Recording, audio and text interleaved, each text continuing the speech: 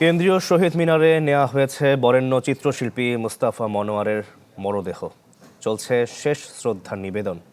বেলা 11টায় শহীদ মিনারে নেওয়া হয় তার মরদেহ। ফুলেল শ্রদ্ধা জানাতে জড়ো হন সহকর্মী ও সংস্কৃতি কর্মী সহ অসংখ্য সাধারণ মানুষ।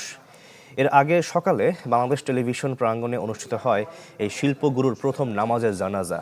দীর্ঘদিন বিটিভির সঙ্গে তার সৃষ্টিশীল সম্পর্কের স্মৃতিবাহী এই প্রাঙ্গণেই তাকে বিদায় জানান সহকর্মী ও শুভানুধ্যায়ীরা। শহীদ মিনারে শ্রদ্ধা নিবেদন শেষে মুস্তাফা মনোয়ারের মরদেহ নেওয়া হবে ঢাকা বিশ্ববিদ্যালয়ের কেন্দ্রীয় মসজিদে, যেখানে অনুষ্ঠিত হবে দ্বিতীয় নামাজের জানাজা।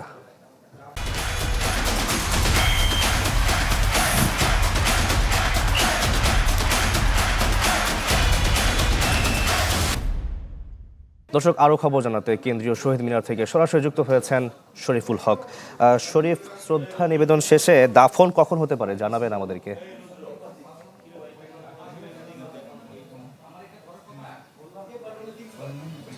শাকিল, শুরুতে আপনাকে যদি বলি, বাংলাদেশের সংস্কৃতি এবং পাপেট শিল্প চর্চাকে যারা বহুদূর এগিয়ে নিয়ে যাওয়ার চেষ্টা করেছেন তাদের মধ্যে অন্যতম একজন ব্যক্তিত্ব হচ্ছেন শিল্পী মুস্তাফা মনোয়ার।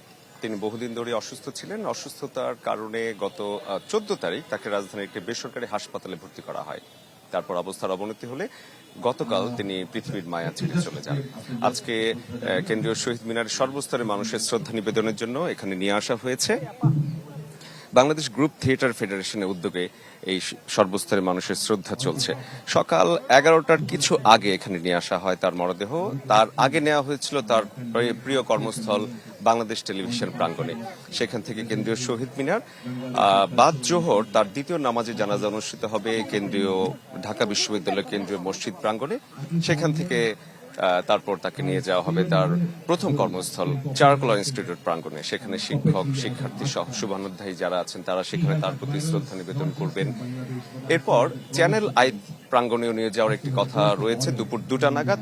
তারপর আসলে শিল্পী মুস্তাফা মনোয়ারকে দাফন করা হবে তার পারিবারিক কবরস্থান বনানীতে। এই হচ্ছে আজকের দিনের এখন পর্যন্ত কার্যক্রম।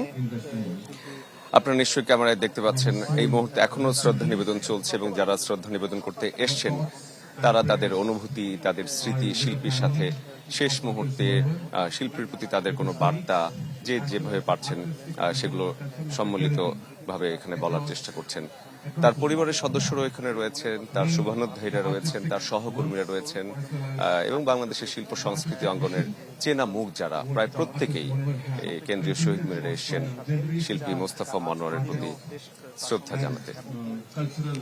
এখানে আরো শাকিল আরো ঘন্টাখানেক হয়তো তার প্রতি শ্রদ্ধা নিবেদন চলবে, কারণ একের পর এক মানুষজন আসছেন বিভিন্ন নাট্য সংগঠন থেকে, সাংস্কৃতিক সংগঠন থেকে, তারা শ্রদ্ধা নিবেদন করছেন। এইখান থেকে শিল্পীর মরদেহ নিয়ে যাওয়া হবে কেন্দ্রীয় মসজিদে তার দ্বিতীয় জানাজার জন্য। আমরা মরদেহের সাথেই আছি। পরবর্তী তথ্য আমরা পরবর্তী সংবাদে হয়তো আপনাকে জানানোর চেষ্টা করব। জি, অবশ্যই, ধন্যবাদ আপনাকে। দর্শক, কেন্দ্রীয় শহীদ মিনার থেকে যুক্ত হয়েছিলেন শরীফুল হক।